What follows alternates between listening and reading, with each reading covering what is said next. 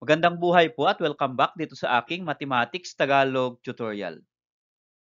Sa video na ito ay papaliwanag ko sa inyo on how to solve the unknown side of a right triangle applying Pythagorean theorem. So magpipresent ako ng different right triangles and one of each side is unknown. For example, sa ating first figure, ito yung ating right triangle and itong side C is unknown. So ito ay hypotenuse. Okay? Another right triangle, side B is unknown. Another right triangle, side C is unknown, pero ang given or isa sa given ng leg ng ating right triangle ay may square root. At sa fourth triangle natin or right triangle, yung dalawang given na sides ng ating right triangle ay parehong may square root. So paano po i-calculate yung unknown side ng right triangle na yan applying the Pythagorean theorem? Ipapaliwanag ko po yan sa inyo step by step. Okay, bago po tayo mag-present ng examples, illustrate ko lang po muna sa inyo about the Pythagorean theorem or yung formula ng Pythagorean theorem. So for example, we have this right triangle. Okay? So sa right triangle, ito yung kanyang longest side. Okay? So pwede nating pangalanan itong right triangle by any letters. So ang papangalan ko po niyan ay letters A, B, and C. Okay? So ito pong dalawa na yan, A and B or side A and B, ito po yung legs ng ating right triangle at ito po yung pinakamahaba.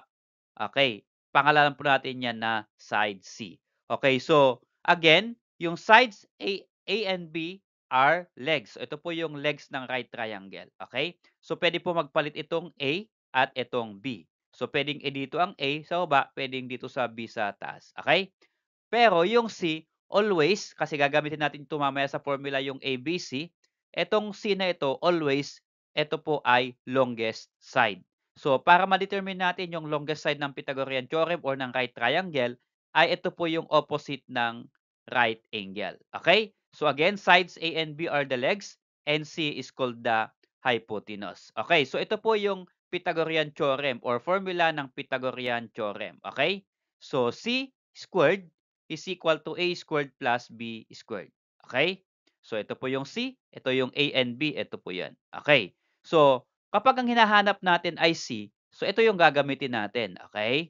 Yan. So, pag hinahanap natin ay C, ito yung formula. C squared is equal to A squared plus B squared. How about kapag ang hahanapin ay B or ang A rather? How about ang hahanapin ay A? So, i-rewrite natin yung equation in terms of A kasi A ang hahanapin natin. So yan ay magiging A squared is equal to C squared minus B squared. So paano po nangyari? So yung C squared lipat natin sa right at yung A squared lipat natin sa left. So eto, pag nilipat natin yan, magiging minus B po yan. Okay po, pag ni-write natin itong first equation. Okay, magiging A squared minus C is equal to C squared minus B squared. At how about naman kapag B ang hahanapin natin, ito pong B. So, the same process, B squared is equal to C squared minus A squared. Ito lang po yan. So, pareho pong C squared and then A ang hanapin kaya minus B squared.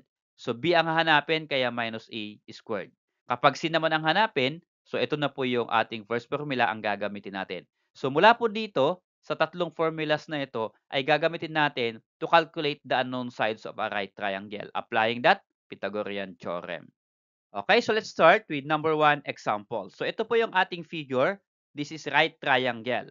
And one of its leg is 3 and the other leg is 4. At ang unknown side natin ay side C which is the hypotenuse kasi ito po yung opposite ng right angle.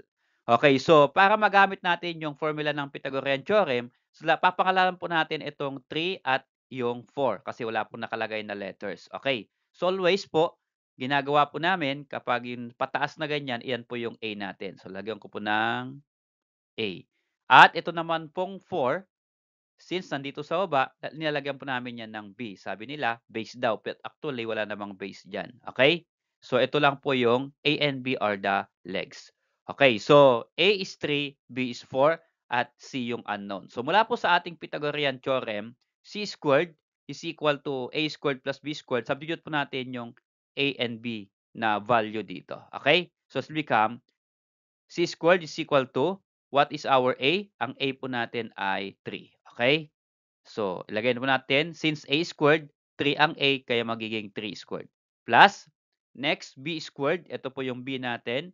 So, the measurement of side b is 4. Okay, kaya b squared, kaya magiging 4 squared.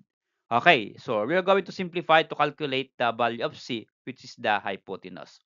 Okay, to simplify, c squared is equal to, kailangan mo nating i-simplify itong 3 squared and 4 squared. Okay, so what is 3 squared? That is 9 plus 4 squared, that is 16. Then we are going to add first. So 9 plus 16 is equal to 25. So ang hinahanap natin dito ay c. Pero sa ating formula, c squared. So wala pong square ito. Dito po ay meron. So ibig sabihin, tanggalin po natin yung square ng c dito. Okay? Para kapareho nung hinahanap dun sa ating figure. So since square yan, to cancel square na yan or squared, kailangan mong ano po, ayan, extract square root. So pag nag-extract ka ng square root sa left ng equal sign, gawin din sa kabila para wala pong bias. So ang purpose po ng extracting square root, since square po yung kanyang exponent, ika-cancel po natin yung exponent ng c na 2 at yung ating square root. Okay? So ano pong matitira dito ngayon? Yung c na lang po. So c is equal to, next sa right ay square root of 25. Ang square root of 25 po ay 5 and negative 5.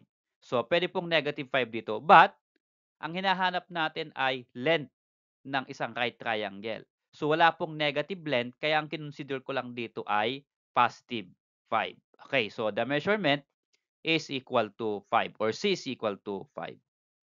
Okay, so about this number 2 example, ito po yung ating figure. So pag-aralan natin. So ang unknown natin dito ay side B.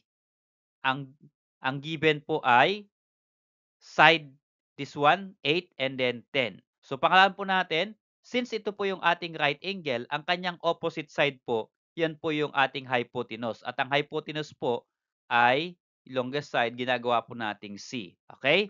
Kaya C po ito. And then ito po ay legs ng ating right triangle. So yung isang leg ay B, itong isang leg ay 8. So ang hinahanap natin ay itong leg na letter B or side B. Okay, so since ito ay hypotenuse C, itong side may nakalagay ng B, at itong side na 8, yan po yung gagawin nating side A. Okay? So, side A ito at side C given, ang hanapin natin ay B. So, mula po sa Pythagorean theorem, since ang hinahanap ay B, kaya ang gamitin nating formula ay yung B. So, ang B po natin ay, imaminus lang natin yung C and A. So, C squared minus A squared. Okay? So, let's simplify. B squared is equal to, what is our C? 10. So, magiging 10 squared. Minus, yung ating pong A ay, ito po, ang A po natin ay 8, kaya ay magiging 8 and then square, kaya 8 squared. So, simplify natin yung kanilang exponent.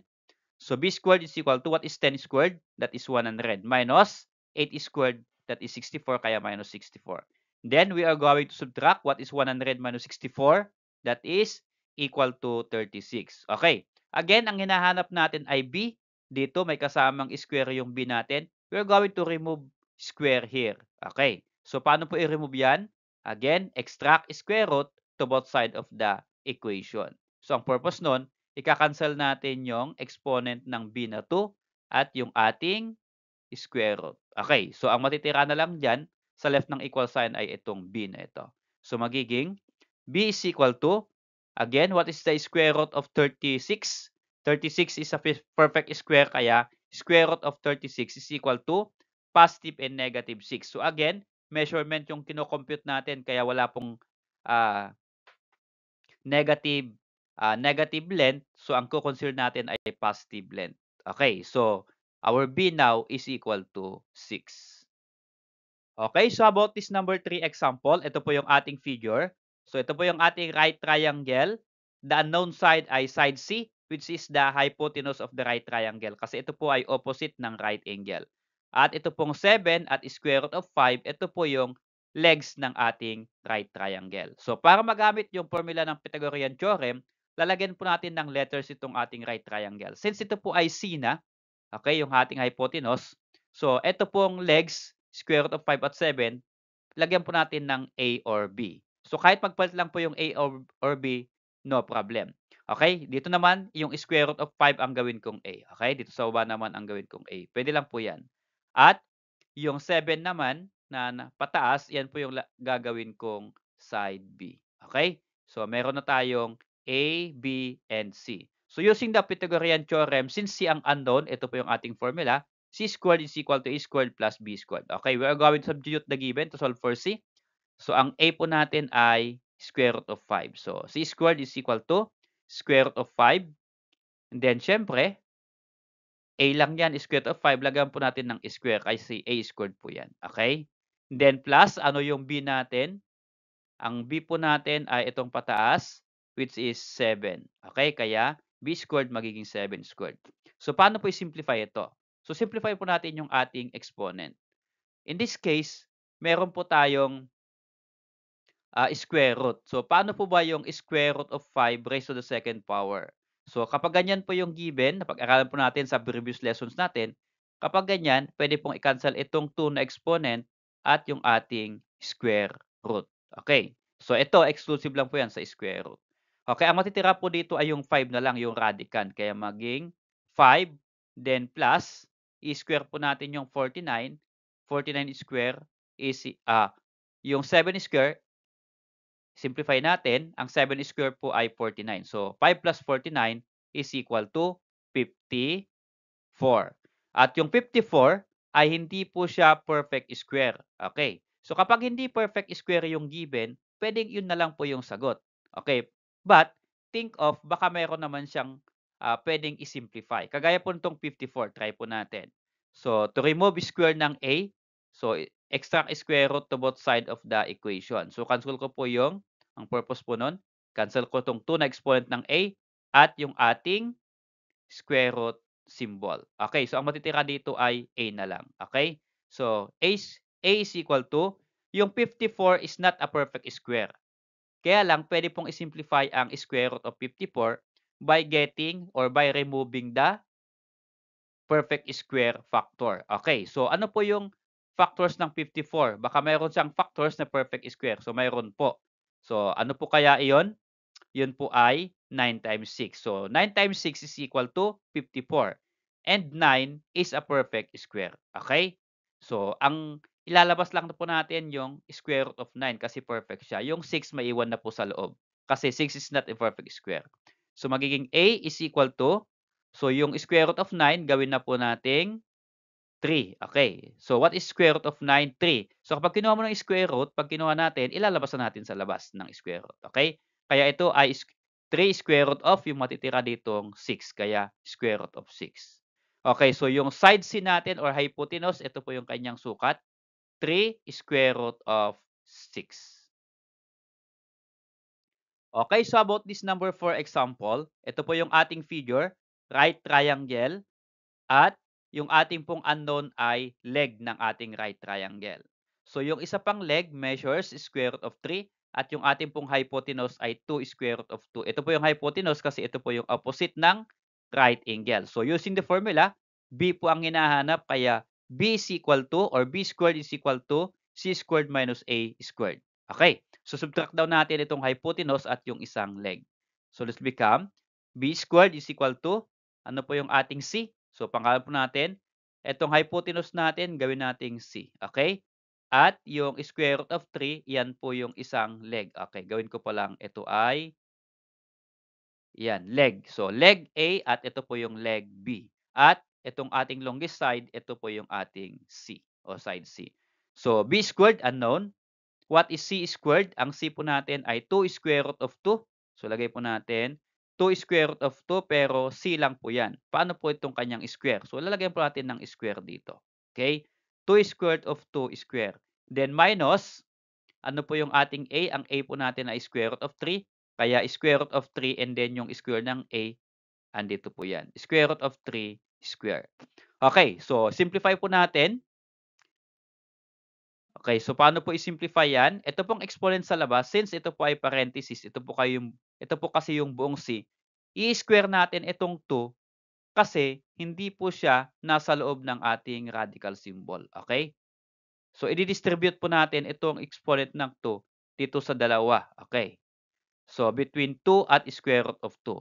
So yung 2, kapag in-square mo, what is 2 square? 2 square is equal to 4.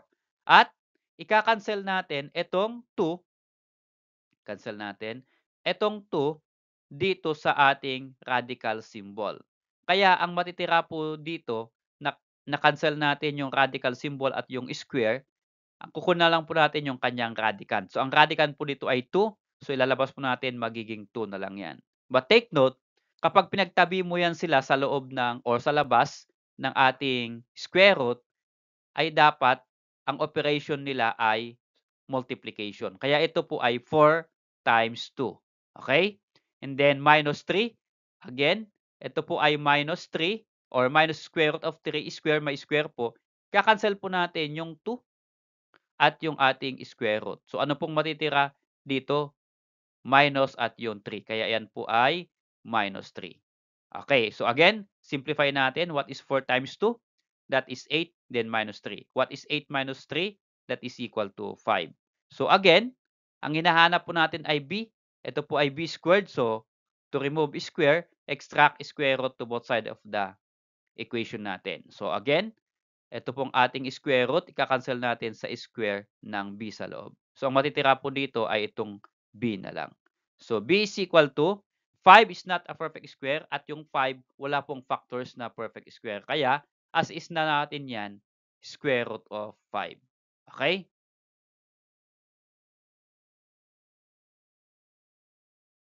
Okay, so about this number 5 example, we have this figure. Ang unknown natin dito ay side C, which is the hypotenuse of the right triangle. So, ang given po ay 2 legs. Okay, ito po yung given sa first leg, 2 square root of 3 at yung second leg ay 3 square root of 5.